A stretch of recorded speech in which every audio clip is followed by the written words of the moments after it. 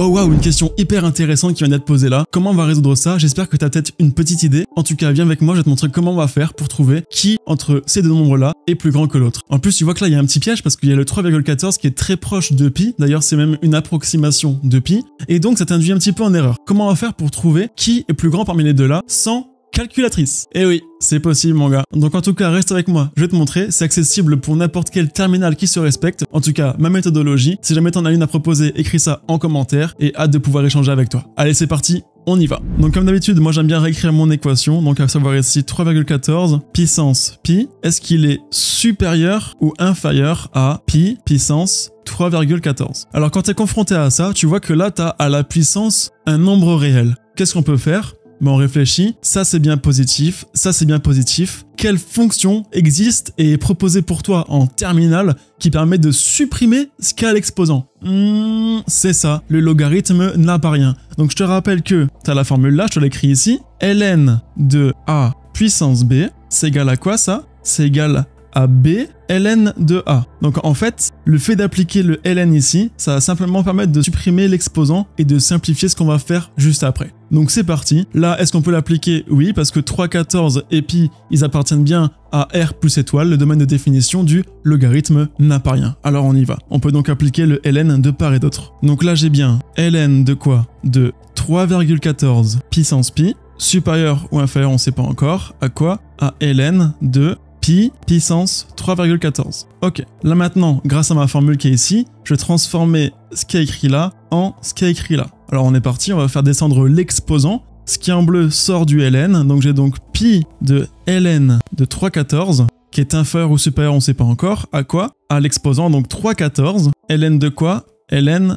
de ce qui est en rouge, donc ln de pi. Ok, j'espère que tu me suis jusque là. Là j'ai simplement remis à niveau tout le monde pour qu'il n'y ait plus d'exposant et qu'on soit bien dans un jeu assez clair. Qu'est-ce que je peux faire ici maintenant? Regarde, là j'ai du 3,14 à droite, du 3,14 à gauche. Ce serait pas intéressant de les regrouper? Regarde ce que je vais pouvoir faire. Je vais pouvoir ramener le 3,14 ici, là-bas, donc en divisant de part et d'autre par 3,14 évidemment. Et je vais aussi pouvoir ramener le pi là-bas, en divisant de part et d'autre par quoi? Donc c'est parti, ça me donne quoi? Ça va me donner ln de 3,14 à gauche, divisé par 3,14. Et là ça va être supérieur ou inférieur, on sait toujours pas, hein, à ln de pi, divisé par quoi? Divisé par pi. Qu'est-ce qu'on voit là? On voit une grosse dinguerie, c'est-à-dire que c'est comme si on comparait, si on évaluait deux nombres différents d'une fonction. De quelle fonction? Eh bien de la fonction ln de x divisé par x. Ok? Tu vois ce que je veux dire? Donc ce qu'on va faire ici, c'est qu'on va finalement, je te propose, hein, étudier la fonction ln de x divisé par x sur r plus étoile. On va voir ce que ça va donner, comme ça on pourra savoir si la fonction est croissante, si elle est décroissante, où est-ce qu'on va positionner pi, 3,14, pour voir finalement si ce nombre-là est plus grand ou plus petit que ce nombre-là. Donc ça, tu sais faire depuis le lycée, évidemment. On va juste simplement poser une fonction, montrer qu'elle est dérivable, la dériver, appliquer le tableau de variation, et on verra ce que ça donne. Allez, c'est parti, je t'embarque avec moi. Hop. Donc là, je vais simplement poser, comme dit, une fonction f. Donc soit f définie par f de x qui est égal à quoi? Ln de x divisé par x, x appartenant à r plus étoile. Pourquoi je travaille que sur r plus étoile? Parce que ce qui se passe ici, c'est que mon 3,14 et mon pi, c'est le domaine de définition dans lequel ils appartiennent, dans r plus étoile. Ça servira à rien de travailler dans r-. Et pourquoi étoile? Parce qu'on ne divise pas par 0. Donc c'est pour ça que je travaille dans r plus étoile. D'autant plus que, si jamais je veux dériver ça, je dois m'assurer que ln de x, vu qu'il est défini sur r plus étoile, soit bien dans ce même intervalle-là. Pareil pour 1 sur x. Pour lui, qui a quoi comme domaine de définition? Eh ben r étoile. Donc si on combine les deux, on va simplement travailler sur r plus étoile. Évidemment, ln de x est dérivable sur r plus étoile. Pareil, 1 sur x, il est aussi dérivable sur r plus étoile. Donc on aura bien une dérivée qu'on va noter f' et qui est bien dérivable sur x appartenant à r plus étoile. Comment on fait pour dériver cette fonction-là? C'est très simple. Quand tu es au lycée, tu connais la formule. Tu vas simplement dériver ln de x, dériver x et appliquer la formule. Donc c'est parti, on le fait ensemble. U de x, c'est ln de x, ok? Et donc, la dérivée de ln de x, c'est quoi? C'est 1 sur x, c'est ça. Pareil, là, tu as v de x qui est égal à quoi? V de x, il est égal à x. Donc ça, c'est ce qu'il y a au dénominateur. Et la dérivée de v de x, c'est quoi? Eh bien, c'est 1, ok? Et bien là, grâce à la formule, je te rappelle, tu fais le petit poisson. Hop là, il est tout kiki. C'est top. Dès lors, on peut trouver la dérivée. Donc, c'est f' de x qui est égal à quoi? Bah, qui est égal à, je te rappelle avec le poisson, c'est u' fois v. Donc c'est 1 sur x fois x moins ln de x fois 1. ln de x fois 1. Divisé par quoi? Par v au carré, donc par x au carré. Ok, là on regarde s'il y a des choses qui se simplifient. Là j'ai du x et du fois 1. Nickel. Donc j'ai quoi qui me reste? Il me reste simplement 1 moins ln de x divisé par x au carré. C'est top. Ok, passons à la suite. Là ce qu'on va faire maintenant, vu qu'on connaît la fonction dérivée, on va pouvoir étudier son signe. Parce que je te rappelle que si la fonction dérivée est positive sur un intervalle i, ça veut dire que la fonction est croissante sur i. A l'inverse, si jamais la fonction dérivée est négative sur un intervalle i, ça veut dire que la fonction est décroissante sur i. Ça va pour toi? C'est le principe même du tableau de signes et du tableau de variation. Donc on y va, on fait le tableau de variation avec x qui va de où à où? Ben x il va de 0 exclu, parce que là on a bien mis étoile, donc exclu, jusque plus l'infini, c'est r plus étoile. Ok, donc commençons par étudier le numérateur. Le numérateur, on a quoi? On a du 1 moins ln de x. Comment ça se comporte 1 moins ln de x sur 0 plus l'infini? Alors ln de x, tu sais que c'est une courbe qui est croissante, d'accord? Ça va faire moins, ça va couper en 0 en 1, et ensuite ça va être positif. Sauf que là, c'est 1 moins ln de x, donc pour ce faire, on va résoudre. Donc là, on va résoudre ici. À quel moment 1 moins ln de x va couper l'axe des abscisses? Donc à quel moment ça c'est égal à 0? On résout simplement.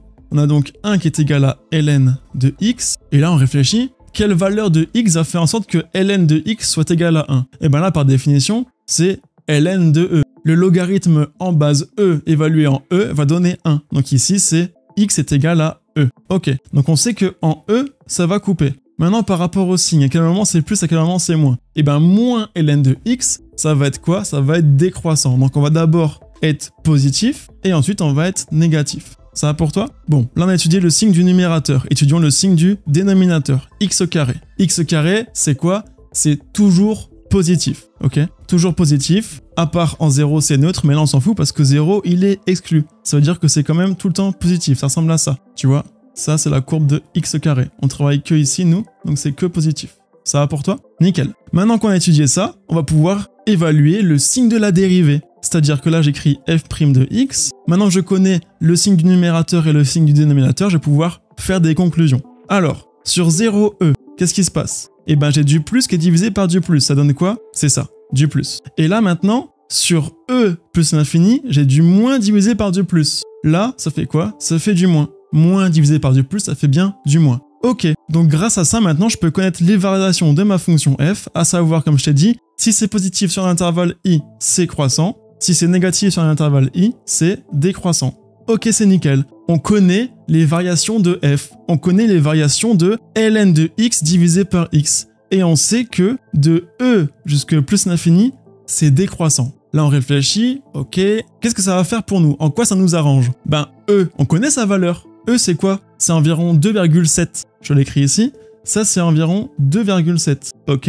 3,14, il se trouve où? Ben, il se trouve ici. 3,14. Ok. Et pi, il se trouve où? Ben, pi, c'est plus grand que 3,14 parce que 3,14, c'est une approximation. Et on sait que pi a une infinité de décimales. Donc, ça veut forcément dire que pi, il est plus grand. Donc, il se trouve plus par ici. Donc, ça veut dire que sur notre courbe, je vais faire un dessin, c'est parti. On change de tableau. Je vais dessiner ce à quoi ressemble finalement ln de x divisé par x. Ça ressemblait à un truc comme ça. Je sais pas l'allure, j'en sais rien. Et je m'en fous finalement. Et je sais que en e, le maximum est atteint, tu vois. Il y a un maximum qui est atteint en e. Donc, ça veut dire que avant ça ressemble à un truc qui est comme ça, qui est croissant. Et avant, on sait que c'est décroissant. On sait de plus que ici, j'ai quoi? J'ai 3,14. Et là, j'ai quoi? Ici, j'ai pi. Ok? C'est normal parce que ça, c'est environ égal à quoi? À 2,7. Qui est inférieur à 3,14, qui est inférieur à pi, ok? Donc ça, on va dire que c'est mon axe des abscisses. Hop là, j'ai mes valeurs là et mes valeurs là. Et regarde maintenant si je les évalue. Hop là, ça va envoyer une solution ici. Donc on suppose que là, c'est l'axe des ordonnées. Et là, c'est mon pi. Hop là, ça, c'est quoi la valeur qui est ici? Ce qui est là, c'est quoi? Ça, c'est f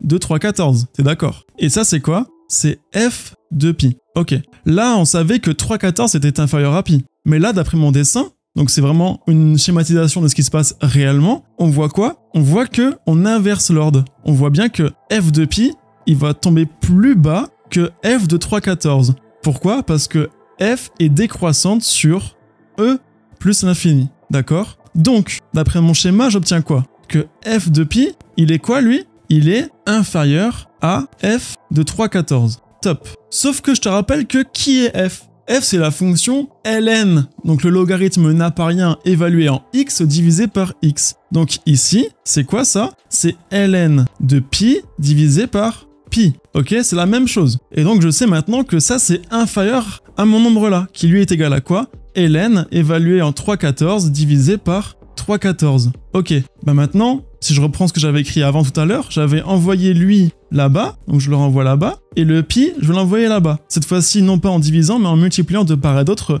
ici par pi, pour avoir le pi ici, et par 3/14 là-bas, pour avoir 3/14 ici. Ok, donc ça me donne quoi? Ça me donne que 3/14 fois ln de pi, il est inférieur à pi, vu que j'envoie de l'autre côté, ln de 3/14. Ok? Jusque là c'est bon? Maintenant, je vais appliquer aussi, encore une fois, ma propriété par rapport aux puissances, parce que je te rappelle, comme j'avais dit tout à l'heure, que ln de a puissance b, c'est pareil que b ln de a. Donc là, ça veut dire que l'exposant, je peux le faire monter ici. Pareil pour pi, je peux faire monter l'exposant ici. Ça me donne quoi? Ça me donne ln de pi puissance 3/14, qui est inférieur à ln de 3/14 puissance pi. Ok?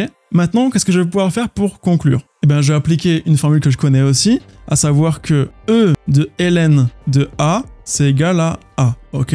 Donc là, je vais pouvoir appliquer l'exponentielle ici et l'exponentielle de l'autre côté. C'est parti. Donc là, j'ai exponentielle de ln de pi puissance 3/14, qui est inférieur à exponentielle de ln de 3,14 puissance pi. L'ordre ne change pas parce que exponentielle est bien croissante, et donc, je me ramène seulement, grâce à la formule là, si je l'applique ici, ça veut dire que là, je vais pouvoir simplement réduire ça à A. Ici, A, c'est pi puissance 3/14, et là, mon A, c'est 3,14 puissance pi. Pourquoi? Parce que le E et le ln vont s'auto-annuler, donc je peux les barrer entre guillemets. L'ordre est bien aussi ici conservé parce que l'exponentielle est bien croissante sur l'intervalle, et même croissante sur R entier, et donc je me retrouve avec la solution, à savoir que pi puissance 3/14, il est plus petit que 3,14 puissance pi. Ça va pour toi? Tu vois ce qui s'est passé? Moi, je trouve que cet exercice-là, il est vraiment incroyable. Pourquoi? Parce qu'on peut déjà avoir des préjugés par rapport au 3/14 c'est plus petit que pi, donc, tu vois, tu sais pas vraiment, et on t'induit un peu à l'erreur. Mais finalement, grâce à un raisonnement que n'importe qui peut faire, juste faut avoir l'idée, faut y penser.